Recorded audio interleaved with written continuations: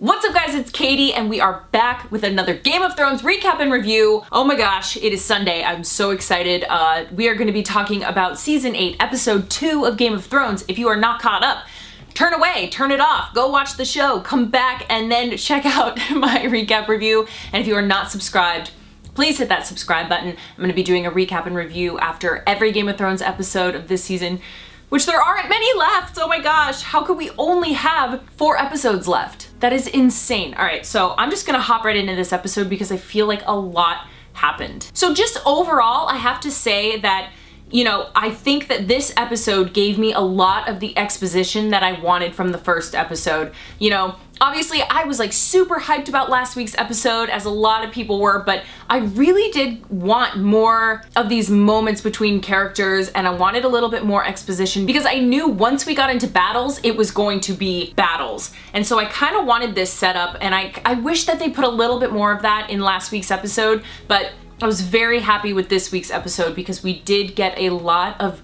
really great moments, and I'm so excited to talk about it. So the episode opens right away where Jaime looks like he's just on trial in front of everyone at Winterfell and Dany and Jon, and I would have thought based on the previews that they would totally off him if we hadn't seen him in some of the battle stuff. So I was like, oh, they can't kill Jaime because he's got to fight, but I really loved seeing Tyrion step up and Dany kind of just be like, no, because, you know, I'm not gonna trust that. But then we see Brienne step up and say that she would fight alongside Jaime, and he had saved her life in the past and that she trusts him with her life, and Sansa was really the one to make the decision in that moment.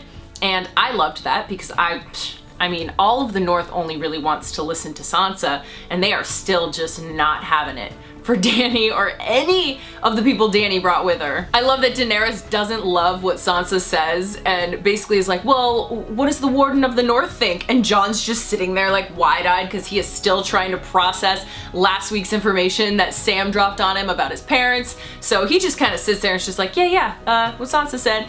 And you could just see that Dany was fuming. So basically they all exit, and then we even get a moment of Dany just being so pissed at Tyrion and totally taking it out on him.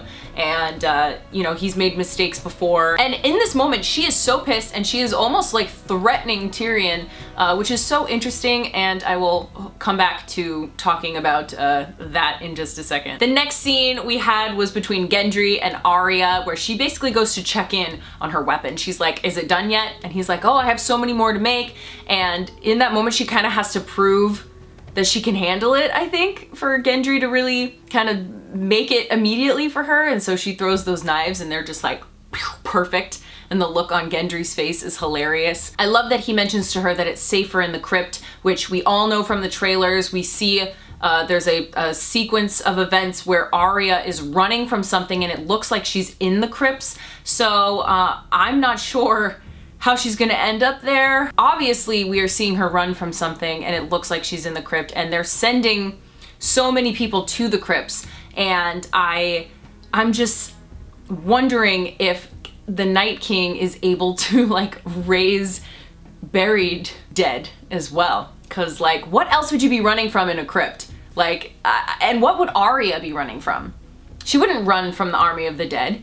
She wouldn't run from anything. I mean, we could go back to my old theories from forever ago where there's an ice dragon, bones or remains of an ice dragon living underneath Winterfell. Can that be awakened from the crypts and released? I mean, what would Arya be running from? Is it her family? Like, could he bring back her family as whites?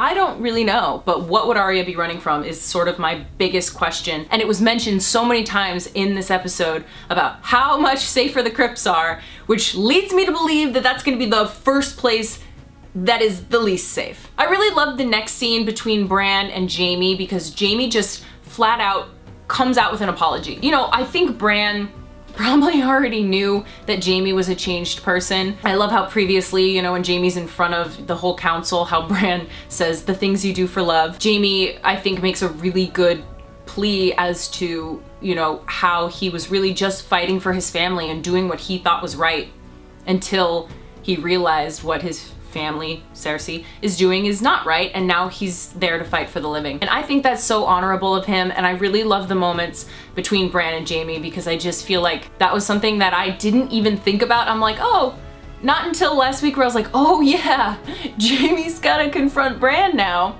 I don't think I ever thought like what that conversation would look like, and I thought they did a really good job with it. Not to mention, some of the shots in this episode looked like paintings. They were absolutely stunning. So from there we go to Tyrion and Jaime, where they get to have a little moment together, and Tyrion's basically like, never thought we were gonna die in Winterfell. You know, obviously they had a lot, they have a lot of baggage, I guess, their whole family does, but still at the end of the day, they are able to kind of see past their differences and their bad, very bad mistakes and choices that they've made in the past, to kind of come together, and they always did have a really good relationship, and so it was kind of nice to see that again. I love that Jaime looks over the wall to see Brienne down below, because I'm like, yes!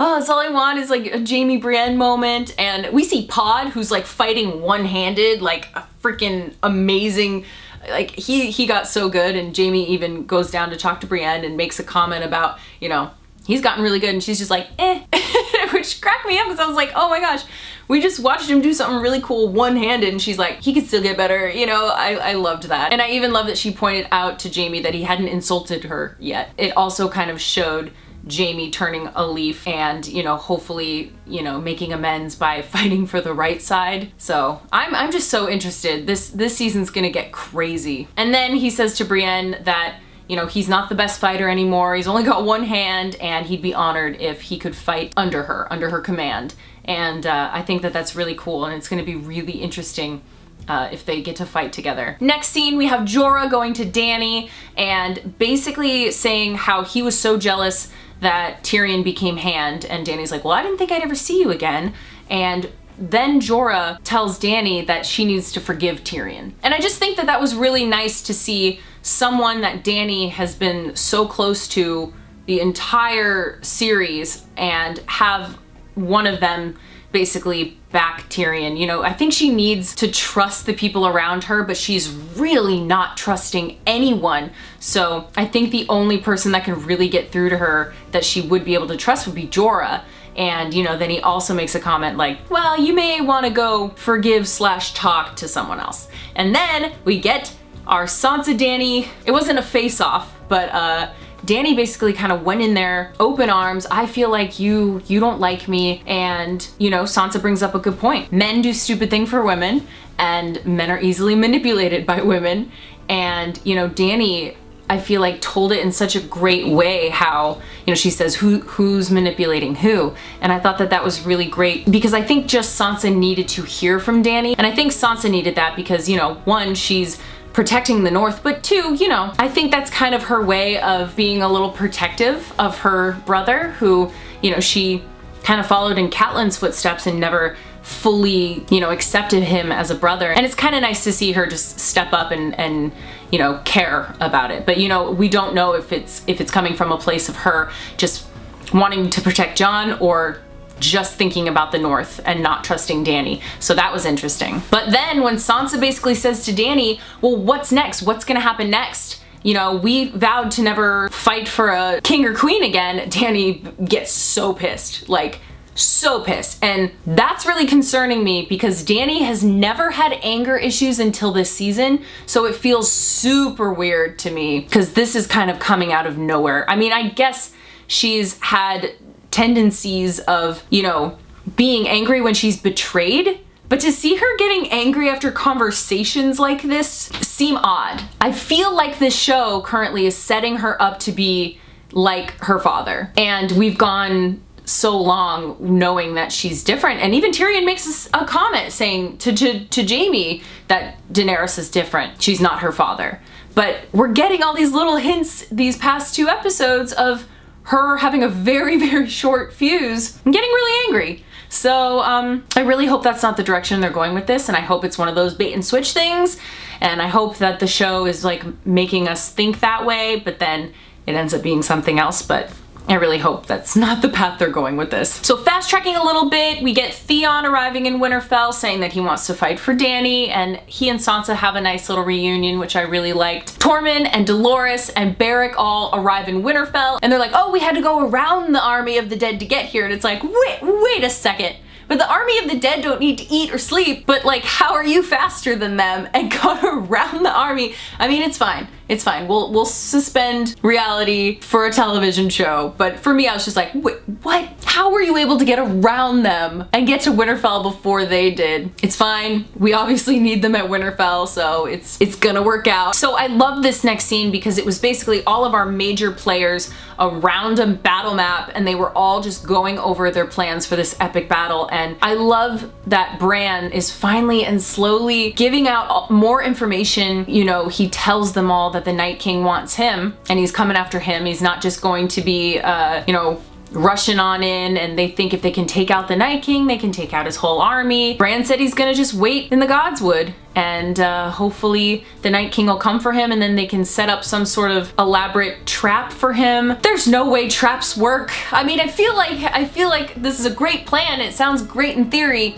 There's no way this is gonna work, and the Night King is way smarter than that and knows probably he's gonna fall into a trap. So it's gonna be really interesting to see how that's gonna play out. I'm gonna assume not well. So then the next scene I think is super important. And people may have missed it because it was really quick, but basically Bran is just sitting there and Tyrion's like, do you need any help? And he's like, no. And Tyrion says to him, you know, tell me your story.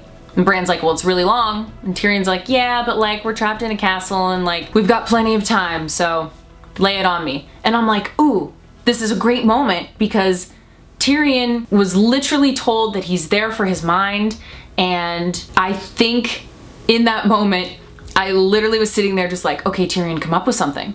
Like he's gonna listen to Bran. He now has all the knowledge that Bran is telling him this whole story. Tyrion's going to find something to be able to use against the Night King. And so I think Tyrion's gonna play a huge part in defeating the Night King. I just think because of that tiny little scene, little moment we got, I think that's gonna be a huge moment for the whole season. We had a nice yet sad moment between Grey Worm and Missandei because, you know, he's like, after we fight for Daenerys, you know, we can go and do anything we want. And Missandei's like, I just want to see the beaches again. And they kiss, and I feel like it's gonna be the last time because they're definitely killing off Grey Worm and or Missandei. I think they're both gonna end up dead. Just my thoughts. Next, we had a really great scene between Dolorous Edd, Sam, and Jon. And it was basically the last of the Night's Watch. It was so cool to see that scene. And we got Ghost! Finally, Ghost is back, guys, which is great, which means Ghost can fight next week, and that will be helpful, I think, if they don't kill off Ghost. I'd be so pissed. You can't, no more direwolves need to die, okay? And I love that Dolores says, the last one left burns the rest of us. And I don't know, that could be a fitting or important little statement there, because it came across as just three guys just looking out for each other, but I hope that statement doesn't become too real. So then next we had this amazing scene where we had Tyrion, Jaime, Brienne, Podrick, Davos, and Tormund shows up, and they're all just sitting around a fire having like one last drink before the epic fight in the morning. It was just such a great scene. We got hilarious moments from Tormund, who is so awkward, and it was super cringy. And then I love that they call her Sir Brienne, and you know, Tormund is like, well, why can't you be a knight? And you know, Brienne's asked if she wants to be a knight, and she's totally like, no, it's fine. We see Podrick give her a look like, come on. And Jaime's like, oh, well, it doesn't have to be a king or queen that knights someone. A knight can knight a knight. Wow, a knight can knight a knight. Another knight can knight you. And he's like, Brienne, get up, come on, come kneel right here. And I have to say this is probably my favorite scene of the whole episode, was watching just the performance Gwendolyn Christie gave of watching Brienne of Tarth be knighted. Just one, I was like tearing up because I was like, oh, this is everything she's ever wanted, and this is amazing, and it's Jaime, he's the one who's doing it because he saved her life, she saved his life, and now this is just such a good moment. And then I was like, they're totally gonna kill Brienne. Please don't kill Brienne. I feel like they're going to, because they did this amazing thing, you know, she'll go down in history. Ugh, I could just picture it now.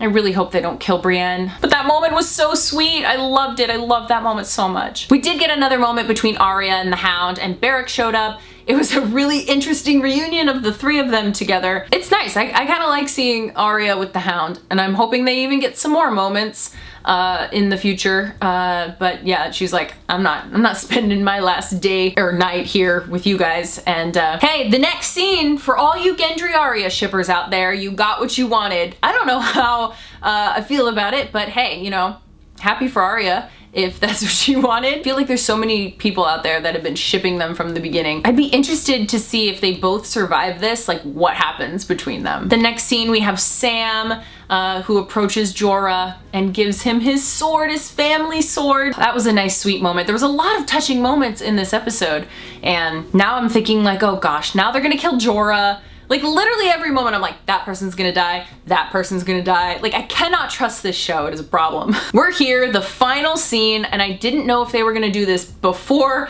or after the Battle of Winterfell. And there's a reason it's before, but Jon's in the crypt again, and Daenerys goes down there, and she's got a look on her face because Jon has been basically so absent-minded the entire episode and has been literally avoiding Dany the entire time. He tells her about her brother and how he and Lyanna were married in secret, and he's Aegon Targaryen. And she's just like, that's not possible. Who told you? Well, Bran saw it. And then Sam backed it up. He's like, so your brother and your best friend, like really? Like I get it. I feel like her reaction anyone would do. Like obviously these people don't like me, and she already was having issues with the Northerners liking her to begin with. Man, that realization came real fast. Well, then you're the only surviving male heir of the Targaryen family, so you technically have the right to the Iron Throne. And then of course we get the sounding of the war horns, and obviously the White Walkers are here. This episode I personally enjoyed because I know we're gonna get a lot of action this season. We're gonna get a lot of battles, and I really liked the exposition in this episode. I'm so worried that they're pinning everyone against Dany and they're making her seem like she's going mad. And I hope that that's not the case. And I also hope that this weird way that Jon and Dany ended their conversation doesn't impact any decisions on her part during this big battle. I hope she's still there because she loves him, and I hope that those feelings come through and not her anger. But they are really, really getting us to focus on her anger, which really worries me. But it's here! Battle of Winterfell's coming for us! And next week's gonna be crazy. I mean, I think so many people are gonna die. I think something's gonna happen with the crypts where they're gonna think that it's safe in the crypts, but that may be where this battle actually starts. But I do think that something bad's gonna happen in those crypts because Arya wouldn't be just running from anything. There's so much that needs to be wrapped up. I have so many questions still, but I want to know your thoughts on the episode. Just so much happened. What are you the most looking forward to next week? Who do you think's gonna die? I don't know. I don't even know if Dany's gonna make it out of this one. So we're gonna have to see. So let me know your thoughts in the comments below. Like I said, hit that subscribe button so you don't miss out on any of my videos, and to catch up on maybe last week's recap review or more Game of Thrones videos, you can click right on up here, and I'll see you guys next Sunday. Bye.